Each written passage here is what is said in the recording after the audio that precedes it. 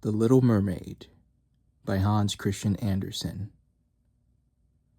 Way out at sea, the water is as blue as the petals on the loveliest cornflower, and as clear as the purest glass.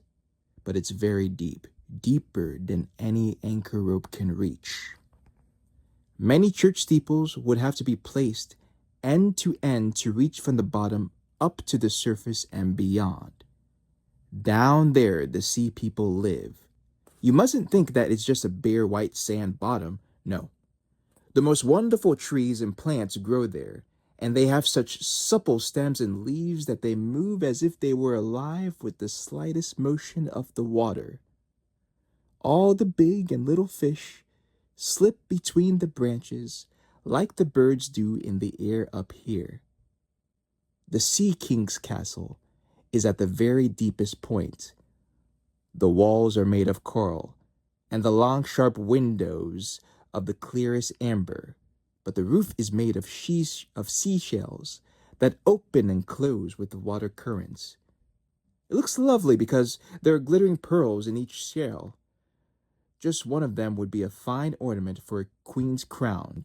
Had been a widower for many years, but his old mother kept house for him. She was a wise woman, but proud of her nobility, and so she wore 12 oysters on her tail.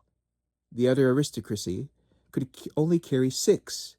Apart from that, she deserved a lot of praise, especially since she was so fond of the little sea princesses, her grandchildren. There were 6 beautiful children, all lovely, but the youngest was the most beautiful. Her skin was as clear and delicate as a rose petal, and her eyes were as blue as the deepest sea. But just like all the others, she had no feet. Her body ended in a fishtail. All day long they could play in the castle, in the big hall where living flowers grew out of the walls. Fish swam in like swallows fly into our windows when we opened them. But the fish swam right up to the little princesses and ate from their hands and allowed themselves to be petted. Outside, the castle was a big garden with fire red and dark blue trees, where the fruit shone like gold and the flowers like a flaming fire, because the stems and petals were always moving. The ground itself was the finest sand, but blue like a flame of sulfur. And there was a strange blue cast over everything down there. Rather than being on the bottom of the ocean, you could imagine yourself high up in the air, with sky both above and below you, and if it was very still, you could glimpse the sun, for it appeared as a scarlet flower with all light streaming from its center.